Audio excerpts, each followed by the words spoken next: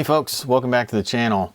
So I took a little time off to do some vacationing and some other things, but I'm back on the horse, and today I'm looking at this Squier Mini. And this thing is a short scale guitar. I've always wanted to get one of these on the bench, kind of check it out, see what the differences are between this and a regular Squier Strat. And I don't think there's a lot other than the obvious, which is the short scale and the one tone instead of two. But let's go ahead and crack this thing open and take a look at it.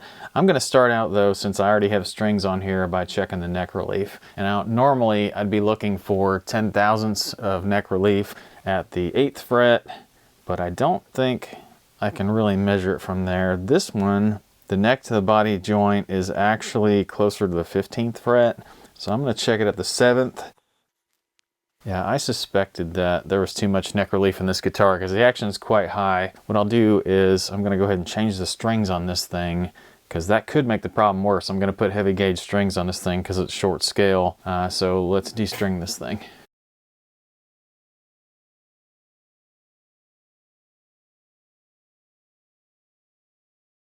All right, I'm going to go ahead and take the neck off of this thing just to kind of get a good look at what's going on under the neck. The only reason I'm doing this is because there are a couple cracks on the side of the neck pocket.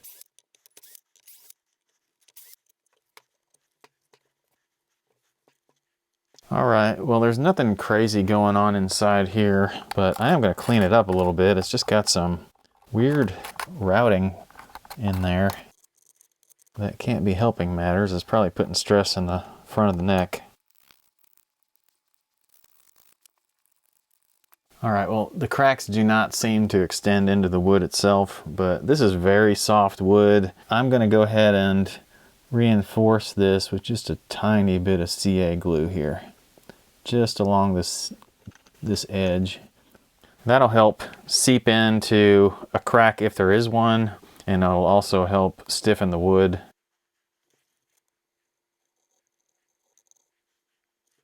All right, well, that dries. There's a couple things that have bothered me about this guitar since I picked it up. This point of the pickguard does not lay flat, and it's because the screw is just slightly out of alignment with the hole in the guard, and it's just pulling up on it. And even when I take the screw out, it wants to lift. So I'm going to go ahead and take all the screws out, see if there's something else going on under there, and I'll fix that if it is. Oh boy. Well, there's nothing much going on in this area. I will go ahead and scrape some of the paint off of that screw hole just so that it lays a little flatter. But I didn't realize that these guitars had a swimming pool route, and that's characterized by just one giant route instead of 3 individual pickup routes.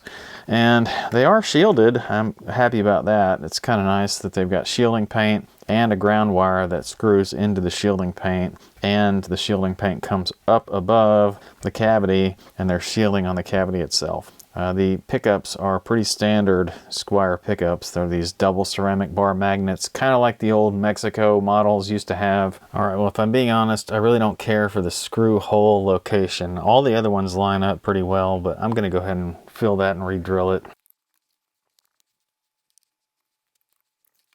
Okay, well, while that dries, I'm going to go ahead and get a couple readings off these pickups. I just want to see what they are. All right, well, that neck pickup is a 3.67 kilo ohm pickup. Middle pickup 3.63. Bridge pickup about 3.6. So I would characterize those as sort of low output, kind of classic Strat pickups. The pots in here are 250K pots, which I actually like. I'm glad to see the right value for a classic Strat. And it looks like the capacitor is a 0.022 microfarad, so that's pretty standard.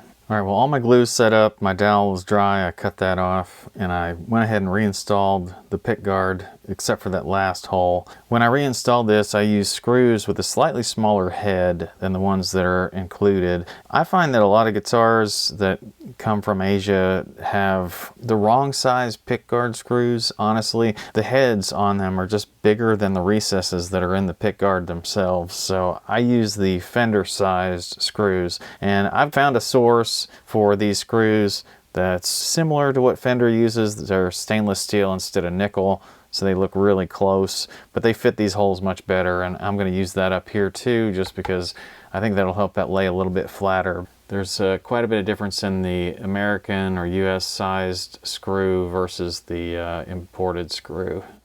It's mostly in the head size.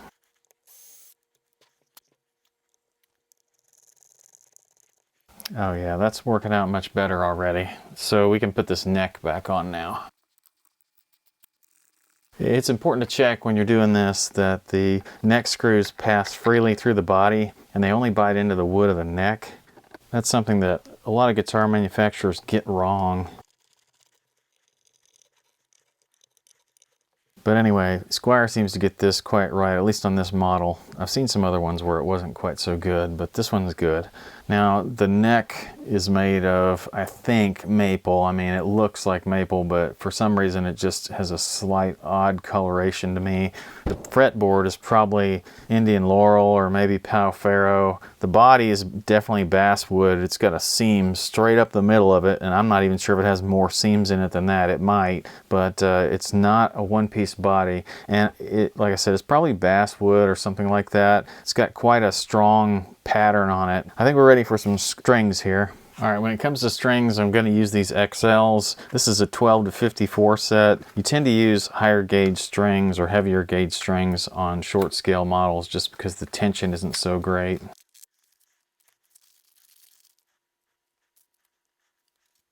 I'm going to go ahead and lay these out before I install them because I don't know why, but they wanted to wrap these together.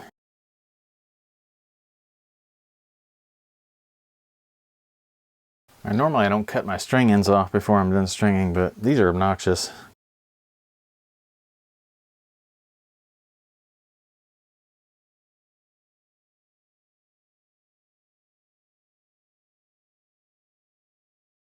Okay, well things are looking pretty good, but to be honest, I think I might need to tweak the neck and the pocket just a tiny bit.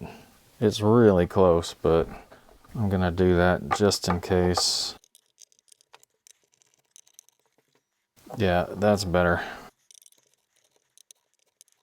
Sometimes that string alignment can be just a little bit off, and you can see it on the dots and where the strings cross the dots and the pickups and everything else. And you want them just to be equidistant from the edges of the fretboard, you know, as they go along the edge. All right, let's tune this thing up.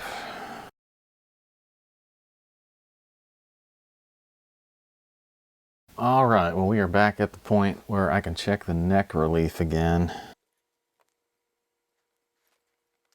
Well, that looks better. The strings that were on it before may have been 13s. That's pretty common on short scales. I still think it's just slightly tall, so I'm gonna go ahead and give it another tweak. One more tiny tweak, but I don't want to go any more than this because I'm already at a quarter turn or so. Alright, well I can definitely live with that. That's pretty close to 10 thousandths. I don't think this truss rod's ever been adjusted. I had to put about a half a turn in it. I don't like putting that much in without waiting a little while just to make sure that the adjustment took right. Usually between a half and a quarter turn is about all you want to turn a truss rod in a single day. Alright, next up I'm going to adjust the action. I'm using my action ruler here. Sorry for the background noise, but my air conditioner's kicked on and boy do I need it today. But anyway, this is sitting really high right now, probably at almost 7/64 at the 17th fret. So let me find the wrench that adjusts these saddles.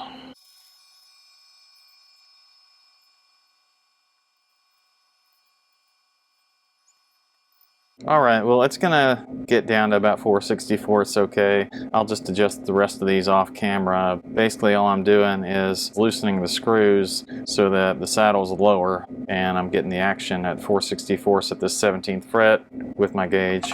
Alright, well I have all my saddles adjusted downward. I've got all the pickup heights set at 6/64 all the way across the board. Just did that just as a baseline because they were all over the place. And I went ahead and checked the intonation, and it was pretty close. The intonation was just a little bit off on 2 of the strings, and the rest of them were pretty good. So I've got videos, if you're interested, on setting pickup height, setting intonation, other things like that. But that's the basics of setting up a Strat like this.